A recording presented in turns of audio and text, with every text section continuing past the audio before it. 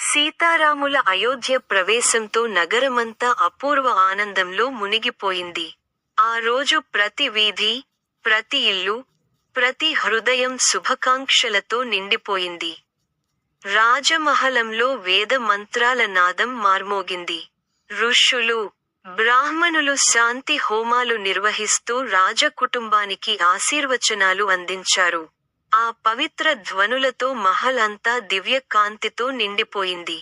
దశరథ మహారాజు తన కుమారుడైన శ్రీరాముని చూస్తూ, ఇక నా బాధ్యతలు పూర్తయ్యాయి, అనే తృప్తితో నిశ్వాసం విడిచాడు. రాముడు రాజ్యభారానికి సిద్ధమవుతున్నాడు ఆలోచనే ఆయన హృదయాన్ని ఆనందంతో నింపింది. సీతారాములు పెద్దలను దర్శించి వినయంగా నమస్కరించారు. తమ జీవితంలో ప్రతి అడుగు ధర్మబద్ధంగానే ఉండాలన్న నిశ్చయంతో ఆశీర్వాదాలను స్వీకరించారు. అయోధ్య ప్రజల మధ్య ఆ రోజు ఒక మాట వినిపించింది. రాముడు రాజైతే ధర్మమే రాజ్యం చేస్తుంది. ఆ విశ్వాసమే నగరాన్ని మరింత శాంతిమయంగా మార్చింది.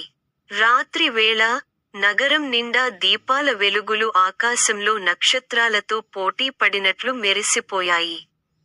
ప్రజల ముఖాల్లో నిద్ర కూడా ఆనందంగానే కనిపించింది.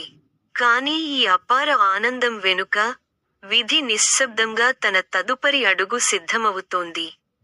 ఈ శుభ ఘడియల మధ్యనే ఒక గొప్ప పరీక్ష రాబోతోందని ఎవరికీ తెలియదు. ఇదే అయోధ్యాకాండలో ఆనందంతో నిండిన ముగింపు. ఈ ఆనందాన్ని తారుమారు చేసే సంఘటనలు ప్రారంభమవుతాయి.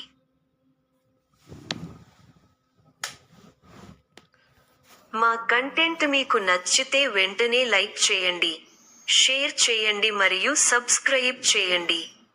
మన నికీ డివోషనల్ స్టోరీస్ ఛానల్ ద్వారా మరిన్ని ఆధ్యాత్మిక విషయాలను తెలుసుకోండి. ధన్యవాదాలు.